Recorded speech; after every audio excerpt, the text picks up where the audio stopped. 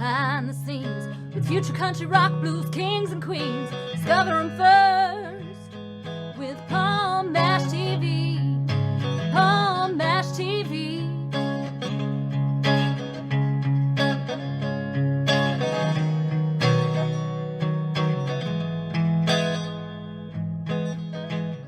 Well, hello there. It's Palm Mash TV time again. Thank you so much for joining us. We got a great interview coming up for you momentarily, but before we begin, don't forget to hit that subscribe button and click the bell if you haven't already. And anytime a new interview and episode comes your way, you'll be notified. You can check those out, and as always, leave a comment in the comments section if you'd like. And also go to our Facebook page at facebook.com/PalmMashTV. And feel free to follow us there, send us an inbox, comment the things you see there. And you can also send us an email at palmmashtv, all one word, @gmail.com. And if you're a band or a solo artist that want to be on the show, you can use that and we'll tell you how to do it. But also, if you're just simply a fan, we'd love to hear from you, and we'll always respond. And we're going to recap all that at the closing credits at the end of the show, so I hope you'll stay tuned for that. From Traverse, Michigan, we have Glen Cain today. Very talented country singer, and I think you're going to look forward to this, and we're going to start that interview right now. All right, here we are with the interview, and from Traverse, Michigan, we have Glen Cain. Thanks for joining us, Glen. My pleasure. So how did it all begin for you as far as being an artist? I'm sure you got an interesting story to share there. Well, it goes back a lot of years. I grew up around this business. I had an uncle married to my dad's oldest sister, was a professional guitar player, worked for Jimmy Dickens, Hawkshaw Hawkins, Red Savine, the Sons of the Pioneers, Bob Wills and the Texas Playboys. So I grew up around it. It's what I always wanted to do. When I got to college, I got in with a group of guys and we started a cover band in northern West Virginia. It became one of the two most popular cover bands in that entire area. And I kind of parlayed that into a semi-regular appearance on the WWVA Wheeling Jamboree. And then I met a group of guys that worked for Conway Twitty, and I traveled around the country for a period of time with Conway, opened some shows for Merle Haggard, opened some shows for Waylon Jennings, did some shows with Ferlin Husky. Got the bug and stayed in it for several years, and then I got out of it. I was totally out of the business and over into management. Figured out I didn't play well with others, became a truck driver. And when Merle Haggard died, Sirius XM Radio had a tribute show to Merle, asked for stories about Merle. I called in, and as a result of that phone call, I got acquainted with Paula Nelson, Willie's daughter, that has a show on Sirius XM. She knew from talking about my background, asked me if I was still in the business, and I said, no, not really. I still had some songs I'd written. I put together a demo disc, sent it down to her in Austin, Texas. 3 weeks later, I was in Austin, Texas, recording a 5-song EP. We released 2 songs off the EP. One went to number 8 on the New Music Weekly charts. And the other one went to number 6. And I guess I'm back in the music business. Well, that sounds great. I mean, especially the last part about, you getting into the top 40 or whatever on the, when you got started back again. I mean, that's really impressive there. Well, I hope you'll be around for a little bit longer, because I'm sure people want to hear your music, and I hope it goes good for you there. I know you mentioned a lot of the legends. You mentioned like Conway and Merle Haggard and, Waylon Jennings, so forth. Are those artists that you really grew up with that help motivate you? They're people that I listened to from the time I started listening to country music, and then being lucky enough to get to be associated with them. And I mean, probably the greatest influence on me was Conway Twitty.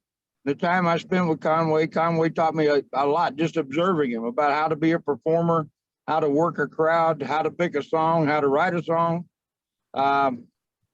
He was just a phenomenal man, just an amazing human being. I know officially in Nashville, they called him the high priest of country music, but those of us that knew him called him the best friend a song ever had. Yeah, well, he definitely was a great one, Conway Twitty. I don't think there was a song he couldn't do, so I really loved everything he did. for those out there watching right now, they may want to get in touch with you, or maybe they want to download your music if they're on streaming or whatever, or just let us know where you are on social media and where we can find your music at. Well, my music is probably on every streaming service out there: YouTube, Spotify, some I'd never even heard of before. It's out there just about anywhere. I prefer YouTube, Spotify. I'm with Big Records out of Vancouver, British Columbia. That's my home label.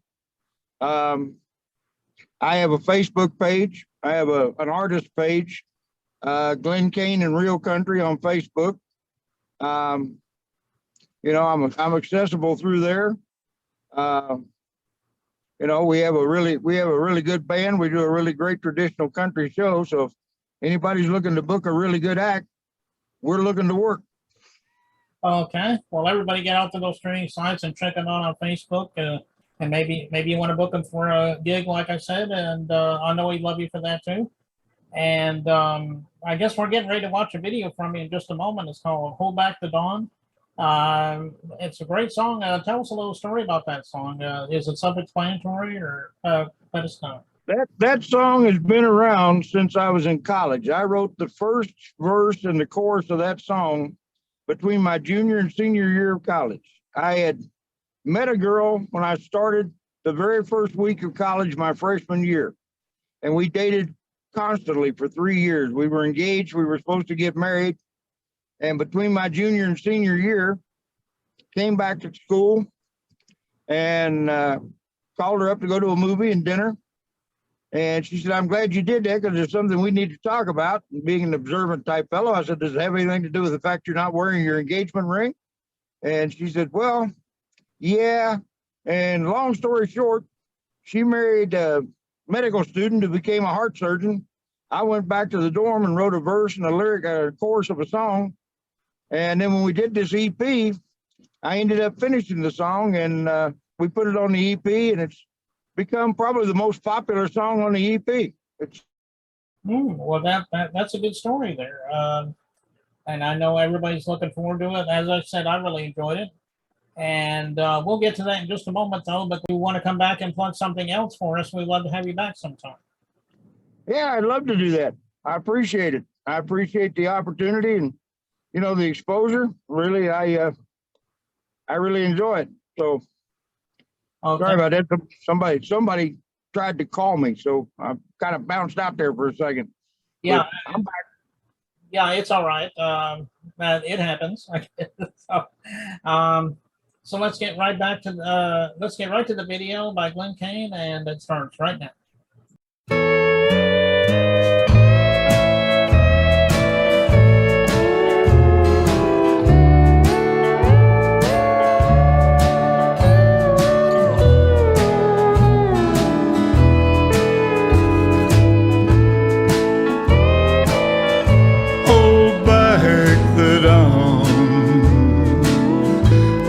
The sun from rising, just let tonight go on and on. Hold back the dawn, keep the sun from rising. Tonight you're mine, and tomorrow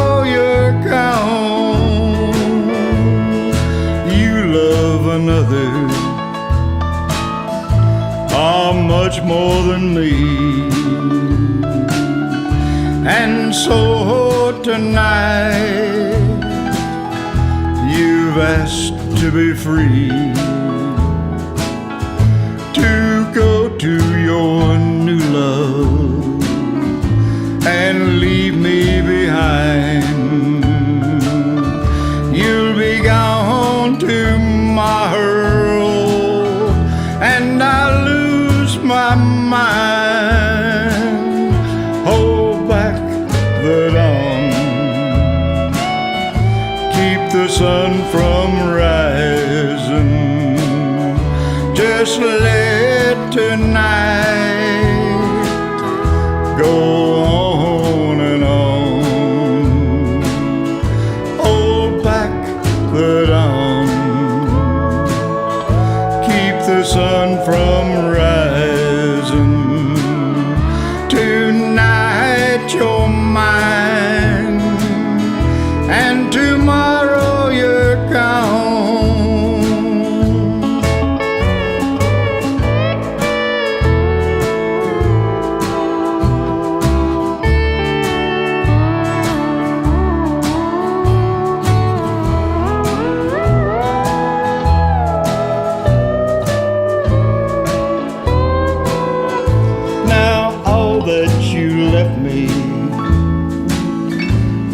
is your memory and a broken heart full of misery. I'll face tomorrow, and I'll face it alone. Loving a memory and knowing you're gone. Hold back the dawn, keep the sun from rising. Just let tonight go on and on. Hold back the dawn, keep the sun from rising. Tonight you're mine.